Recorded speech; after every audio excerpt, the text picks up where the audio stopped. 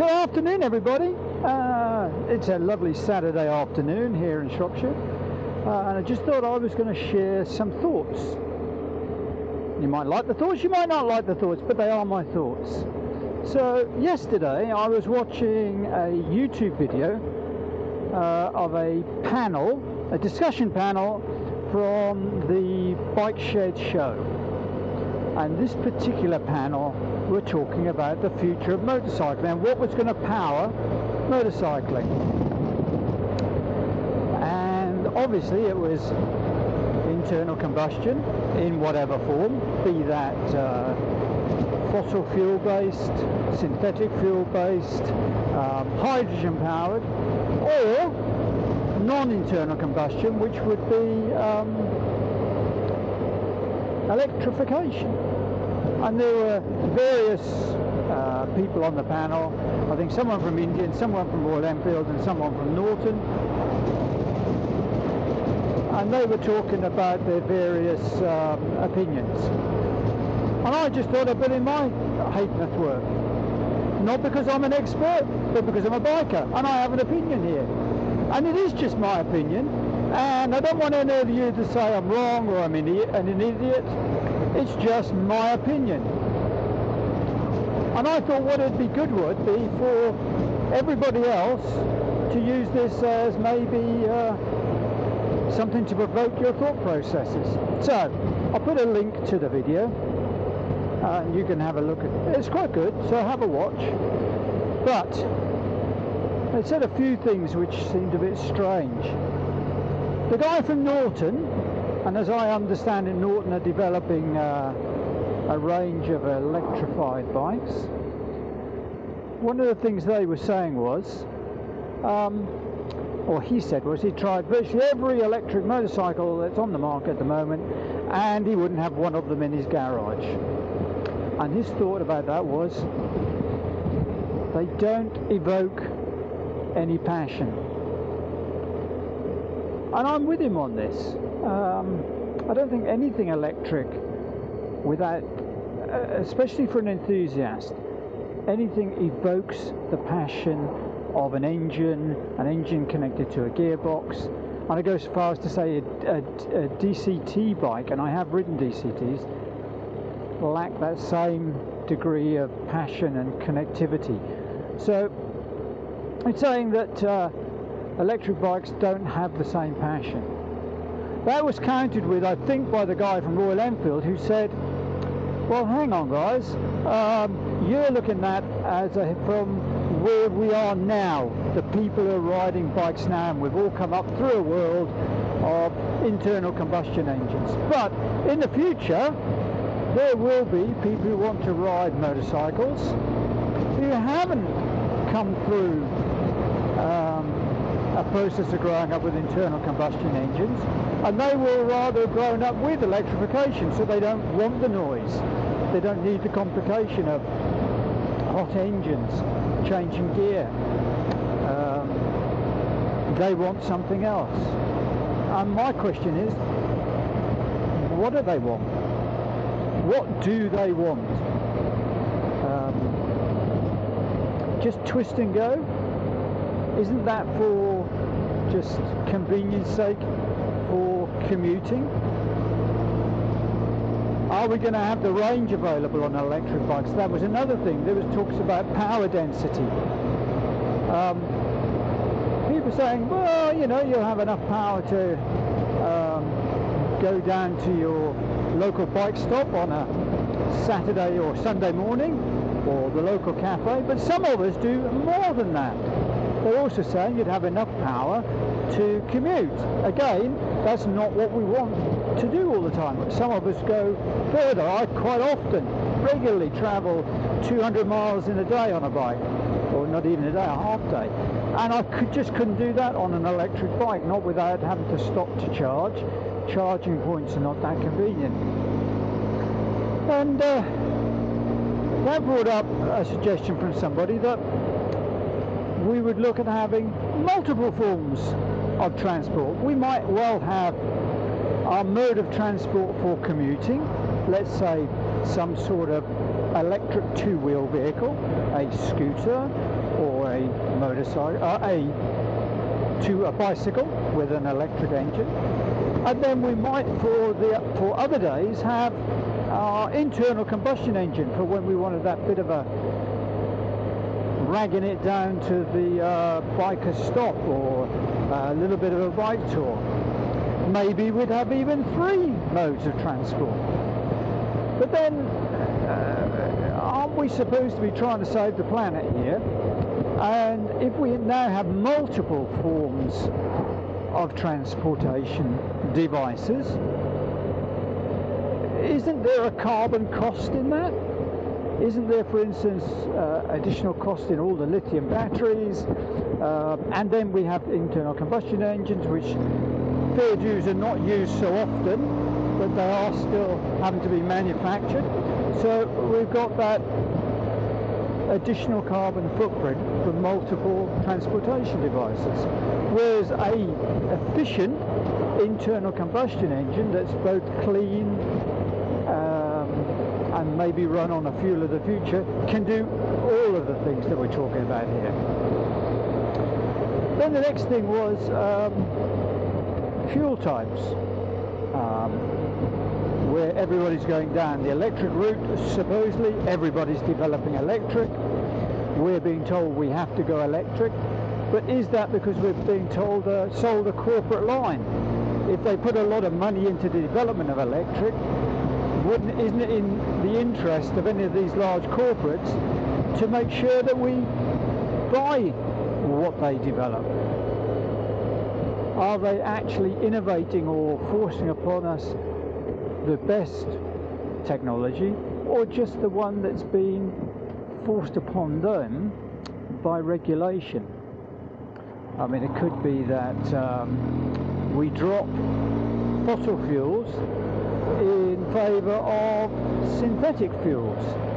Synthetic fuels produced using clean energy, or hydrogen fuels. Now, I don't know enough about hydrogen fuel to comment whether that's the way forward or not. But as I understand it, synthetic fuels have been developed that are almost carbon neutral. So there's that aspect. Then there's the aspect of just how much carbon does a motorbike produce nowadays. Obviously, bikes are manufactured and there's a carbon footprint for that. And maybe there's an argument for not changing motorcycles so often, for accepting that a motorcycle has a longer life and can do more miles than many people accept. We have a current cycle of people wanting to change their bikes on PCPs or similar every 3 years, or when they get to a certain mileage, let's say about 15,000 miles, because that matches the average PCP deal. And again, that's great for the manufacturers because they're manufacturing new bikes all the time, but is it good for the environment? And why should a motorcycle do so few miles? I would argue that they quite happily do as many miles as a decent motor car. And if we kept them longer, they'd have more time for their carbon footprint to be lessened over time. And then we come on to the fact of how many motorcycles there are. I saw recently that if you took every British car off the roads and replaced them all with carbon neutral vehicles, the reduction in carbon around the world would be 0.044%. So a tiny, minuscule amount. And motorcycles make up a tiny percentage of all the cars in the UK. So motorbikes are almost insignificant in the great scheme of things. And then it came to legislation, regulation and innovation. Why are we going down the route we're going? Well, it's not because somebody's come up with a brilliant new idea for some better form of powering our motorcycles. In fact, electrification is arguably far worse. It takes longer to refuel. It's not hugely cheaper when you take into account the outright cost of purchasing an electric motorcycle over an internal combustion engine bike. It's hardly any, it's no faster, they're no lighter, they're no more nimble, they're not so well developed, etc, etc. So it's not innovation, it's regulation and legislation. And where we are in the Western world is we are the victims of legislators who are only in power for arguably 4 years. So they're always thinking about their election cycle. And do they have our best interests at heart? Or do they just have their interests at heart? I would argue they have theirs. Something else that was talked about was the growth of the electric mountain bike industry, being evident that people will accept electric engines. And I got to thinking about that. Electric mountain biking. So, let's go back in time. Cycling and mountain biking. Why did people do that? Well, one, to keep fit. And fitness led to sport, so it was a sporting thing, so you would race. So you have fitness, and then the ecological side came in. It was great for the planet. We could get fit, and we could save the planet by commuting to work. Has anybody looked at the carbon cost of all the additional work that's been done to make our cities, towns, roads safe for cyclists? There's a lot of work being done there. Then you look at the electrification of bicycles. So it ain't going to make anyone fitter. All it does is either allow you to expend the same energy and go further, or expend the same amount of energy and go up a steeper hill, but it ain't going to improve your fitness. But what it does mean is we now have another mode of transport that is hungrily consuming finite resources, those being the cobalt and lithium and other rare earth metals that are used to power or used in the manufacture of lithium batteries. So electric mountain bikes, that just means to me it's an off-road vehicle where people can now start to supposedly probably ride them on footpaths and bridleways, because they don't fall under the same laws as internal combustion engines. They don't need licenses, they don't need tax, they don't need MOTs, and they don't need insurance. So it's like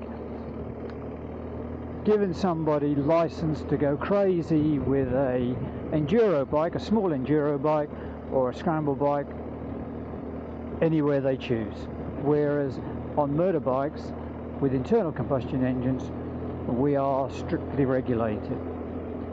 So there was a lot to take in there, and this has been a bit of a long video with me talking virtually non-stop, but I hope you go and look at Dutch and the Bike Shed video and see what they say, and leave some comments here, have a thought, and have a discussion with your friends, because what you want in the future and what you're prepared to buy